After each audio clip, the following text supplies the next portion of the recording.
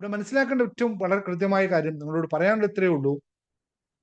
നിങ്ങൾ കഠിനാധ്വാനം ചെയ്തിട്ടും നിങ്ങളുടെ വരുമാനം വർദ്ധിക്കുന്നില്ലേ എന്നുള്ളതാണ് എൻ്റെ ചോദ്യം.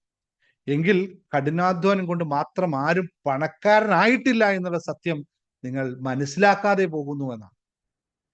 നിങ്ങളുടെ വരുമാനം 1 ലക്ഷത്തിലോ 2 ലക്ഷത്തിലോ വന്ന് തങ്ങി നിൽക്കുന്നത് മാർക്കറ്റിന്റെ കുഴപ്പമല്ലെന്നും അത് നിങ്ങളുടെ മനസ്സ് നിശ്ചയിച്ചുള്ള ഒരു ഇൻകം സീലിംഗ് ആണ് ഇതിന് കാരണമെന്നും മനസ്സിലാക്കുക.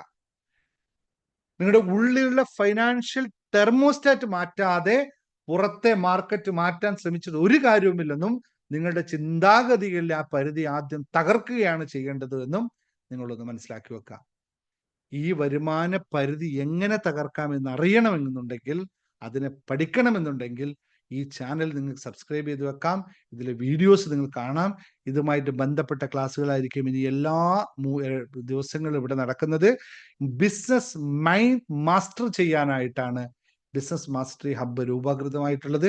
ഇവിടെ നമുക്കിത് മാത്രമായിരിക്കും ചർച്ചാ വിഷയം. ഓരോ വിഷയങ്ങളും കൃത്യമായി നമ്മൾ പ്ലാൻ ചെയ്ത് മുന്നോട്ട് പോകുന്നു. നിങ്ങൾക്ക് ഒരുപാട് കാര്യങ്ങൾ ഇത് പഠിച്ച് മുന്നോട്ട് പോകാൻ സാധിക്കട്ടെ എന്ന് ആത്മാർത്ഥമായി പ്രാർത്ഥിക്കുന്നു.